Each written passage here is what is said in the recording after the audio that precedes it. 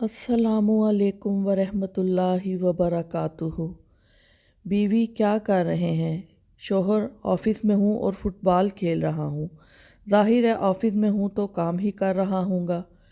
बीवी: एक तो आप मुझसे कभी ढंग से बात नहीं करते, हर वक्त अंगारे ही चबाते रहते हैं। वलीमे वाले दिन भी आपका मुंह सूजा हुआ था। अभी कोई फीमेल कोलीग आएगी ना तो इससे हंस हंस कर बात करेंगे।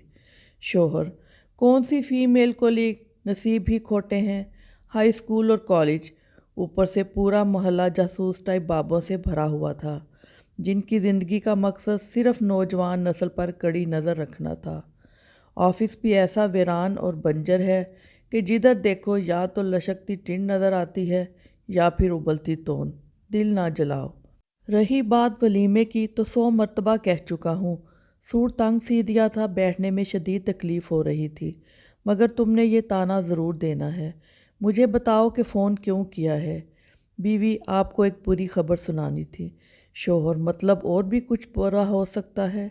बहरहाल अरशाद फरमाएं। बीवी: आज मेरा चालान हो गया। शोहर: क्यों? बीवी: लाइसेंस नहीं था।